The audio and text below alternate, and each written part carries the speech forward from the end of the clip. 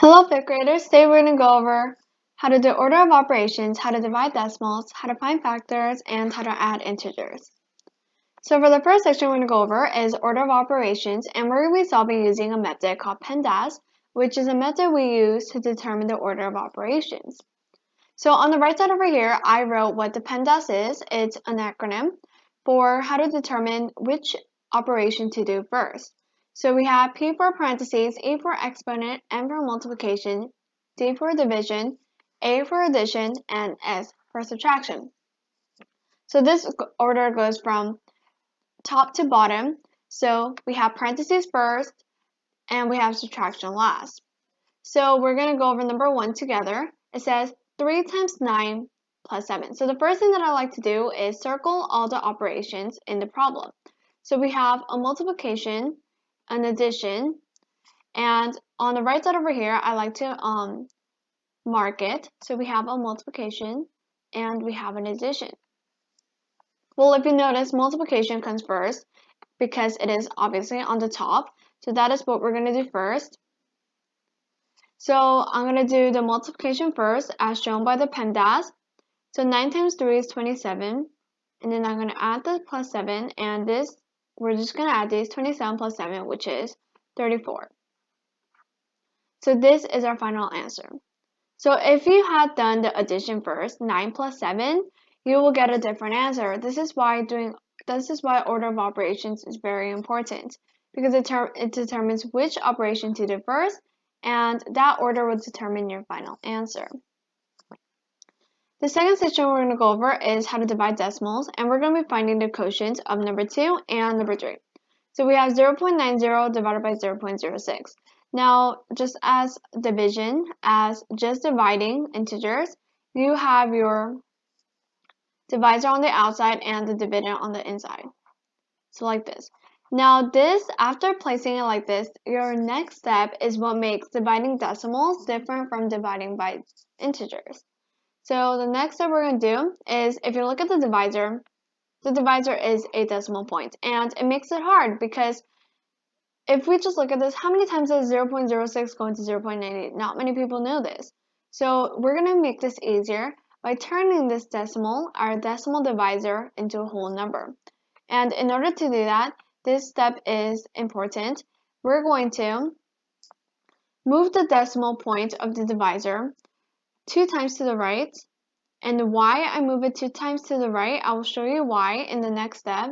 The reason why I move it 2 times to the right is to make our new divisor equal into 6, which is now a whole number. So the thing is, just like algebra, if you add one thing to one side, you have to add to the other side. Well, the same thing applies to this.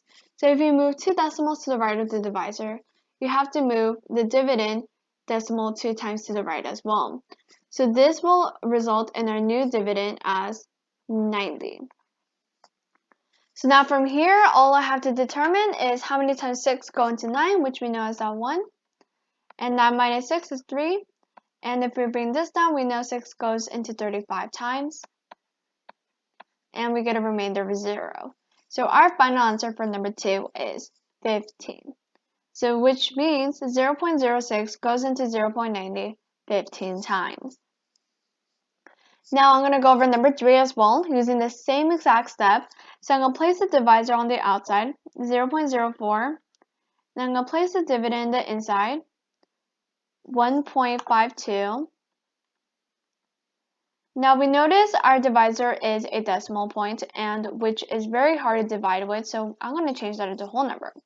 In order to change 0.04 into 4, I'm going to move the decimal 2 times, and if we do that to the divisor, we're going to do that to the dividend as well. So that will result in 4 as our new divisor and 152 as our new dividend. So now from here, I just have to determine how many times 4 goes into 15, which you know that as 3, because 4 times 3 is 12, 15 minus 12 is 3, and 4 goes into 32 8 times, with a remainder of 0. So our final answer for number 3 is 38, so which means 0.04 goes into 1.52 38 times. Now the third section we're going to go over is factors. And we're going to be finding the factors for number 2, 76. So factors mean what times what equals 76. So we're going to be finding these what, these blanks. So in order to do that, so the first thing that we always need to do for each factor is do 1 times by itself, which is 1 times 76. And another thing, so if it's an even or odd, if it's an even, it always has a factor of 2. So after you find out this, I have to divide 76 by 2 to get the second number. Since we found out the first is 2, so it goes into 3 times, and then 8 times, and then we end up with 38, 2 times 38. Now I'm going to try 3.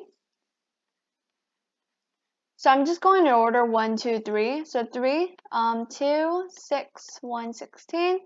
And unfortunately, 3 does not go into 76 perfectly. So 3 does not count as a factor. Now I'm going to go into 4. And now I'm going to divide 76 by 4 to determine if 4 is a factor. And 4 is a factor because it goes into 76 perfectly by 19. So 19 is our other factor because if we do 76 divided by 19, we'll obviously get 4. So this is the reason why 19 is also a factor. Now I'm going to try 5. Normally 5, I don't even need to divide to know it's not divisible for the reason that 5 goes into numbers that only end in 5 or 0. This number ends in 6, so it is not divisible, but I will still show you. 26, 5, 25, and yes, there's a remainder, so 5 isn't it. So now we're going to move on to 6 next. So I'm going to divide by 76 by 6. 6, 1, 16.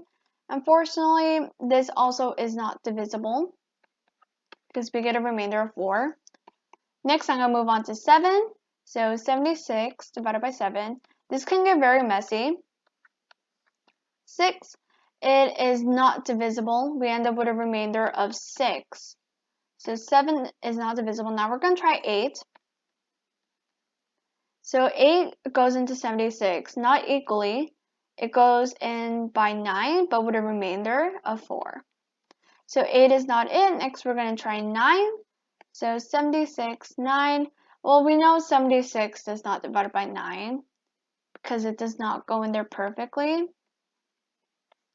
The remainder of 4 again. Next, we're going to try, we know 10 does not go in, so we're going to try 11. This also does not go in because we have a remainder of 10. So if you keep trying these numbers out, you'll realize this is all of the things that are divisible. And I know you're going to say, but then we have to try every single number? No, you don't. You have to try to the number of this number. You have to try to the next number of 19. So if you keep trying all numbers till 19, you will realize nothing else is divisible. So with this in mind, we will know that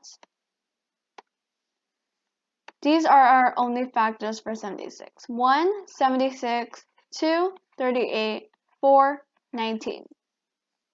So as you get to realize with factors, is that as you get used to them, you'll realize you don't have to divide everything. You'll just know what are factors or not factors after doing these kind of problems multiple times. So now the last section we're going to go over is how to add integers, and we're going to be adding number 1 and number 2. So we have negative 2 plus 3, and we have a negative 2 plus 3. So the way I like to add, so when I have a negative in the front, I usually like to change this negative 2 plus 3 into plus 3 minus 2. It's the same thing. I just switch this number to go in front of the negative 2. So now we have 3 minus 2, which we all know as 1. So that's one simple way to do this problem. Another way is that negative 2 plus 3, it's basically if you have a negative sign of 2, so we have two negative signs. So I'm going to use diagrams to show it. And then if we're adding, so if we're adding 3, that means we're adding 3 more pluses. Now after we add these up, I'm going to cancel the negative and the plus. So it's going to look like this. So if I cancel this, we're going to be left with just plus, which means plus 1 is our final answer, which we did get. So I'm going to solve number 2 with the same diagram effect. So 0, meaning we just have 0. So I'm going to add, so this we did, and then negative 6. So I'm going to add 6 minus. Now from here, there's no plus or minus to cancel, so it's just negative 6. And so there's 2 ways to do it. Either switch it up, or you can do the diagram, or you can do both ways and check your answers both ways. And that's it for today.